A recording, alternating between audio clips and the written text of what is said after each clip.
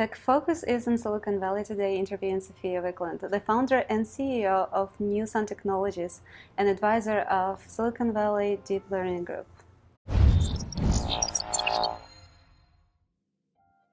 Thank you, Sophia, for your time.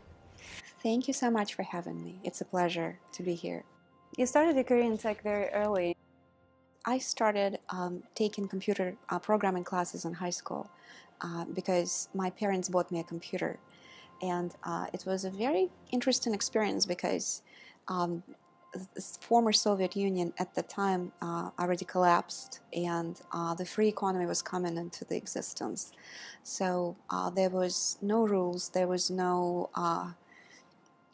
immediately defined future for what high school students would be or would do. It was really free to define for the people themselves. And then I saw the computer.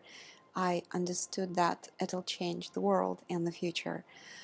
So through taking programming classes, been interested in how it works. And I remember HTML just came out, and it was fun to try to understand how all the components worked.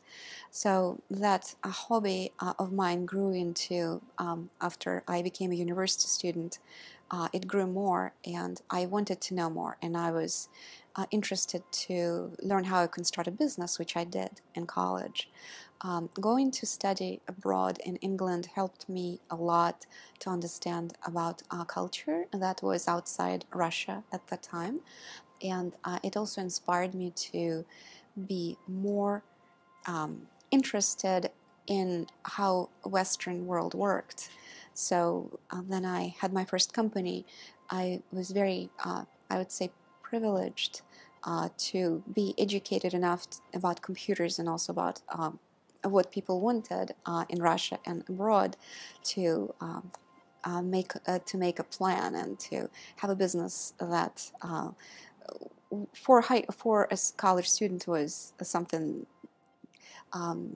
I would say defined my future. And so then I see right now high school students and college students, and I mentor a number of girls in various programs for computer science. I always see the difference of if they started really early, like many do right now. They start as young as 4, or they started later on in high school, like myself. And I see a tremendous difference in how this study matters. So young children that are fortunate to have families or friends or schools or kindergartens that expose them to computational thinking do much better later as teenagers, picking up technology, programming languages, making apps, being very entrepreneurial. And I would highly encourage every parent and every child to start as early as possible. So many years later, right now I've had quite a long career in tech. I understand that I was fortunate to start as early as economy and computers allowed me to, but now children have to be into this basically from birth. So I would highly recommend that all parents take into account that the children may want to start early. How did you get involved into building tech communities? You were talking about study groups, you were talking about encouraging women. Maybe you can talk about that in more detail. Well, throughout my career, I was very fortunate to work with a number of really inspiring role models that were influencers and leaders in the area of tech. And they are not just women, but they also men. So they both influenced my thinking and my public work profoundly.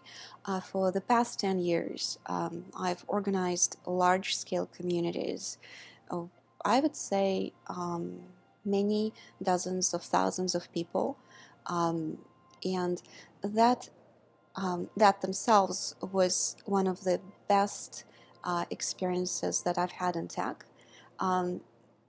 Right now, the communities that I've built and the people that I work with built, bringing together intellectual talent, brightest the best and the brightest.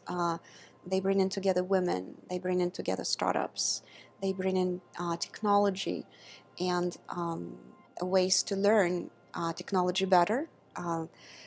We bring unity, education, community, and also, I would say, sense of security for its members, because if you know that you could go and find answers to your questions, the community exists for that. The previous community that I helped build in Los Angeles was over 55,000 people. That was uniting all of the Pasadena, Los Angeles, East Los Angeles tech companies, and that was a spectacular experience with Innovate Pasadena, with our sister organization Digital LA and Silicon Beach, led by Kevin Winston, who is a tremendous influencer. And then I moved to Palo Alto 2 years ago. I've started a community called Silicon Valley Deep Learning Group, which is right now has to do with artificial intelligence and deep learning and multitude of startups. I think we have hundreds of startups in our community that are successfully finding investors, that finding co-founders, where larger companies like Google find engineers, where the spirit of support is very strong. So we see young students coming to us and asking questions about how do I learn specific, for example, how do I learn, for example, about artificial intelligence better. Say they don't have courses offered at their school, we can point them to resources. We have people come in with ideas and books and papers that they publish for their PhD programs. And for myself, being in the center of that is again, one of the best experiences of my life. So you recently hosted a panel of Women in Technology 2017 conference. Yes. Yeah, that's the largest scale, I think, in Silicon Valley. Yes, it's one of the largest conferences in the United States for women from the biggest companies in the US and I think abroad that come together to share their experiences about technology. And that was a very interesting panel that I've hosted with a number of brilliant women in the field of artificial intelligence. And the topic that we explored was how does automation and artificial intelligence impacts the future of work for women, jobs that women will have in 5, 10, 20 years. And that was incredibly interesting panel because we got to discuss the future of jobs and future work. I've been building women's communities, first of all, in tech. There was helping Women 2.0 built Los Angeles community, running Los Angeles Girl Geek Dinners, which was one of the largest initiatives for women in Los Angeles, helping other sister organizations like Women Who Code, and also running Pi Ladies, which was the initiative started by 7 women software developers, and I was one of the co-founders in Los Angeles to promote Python programming language to women as a really easy and human-readable language to learn as a first language.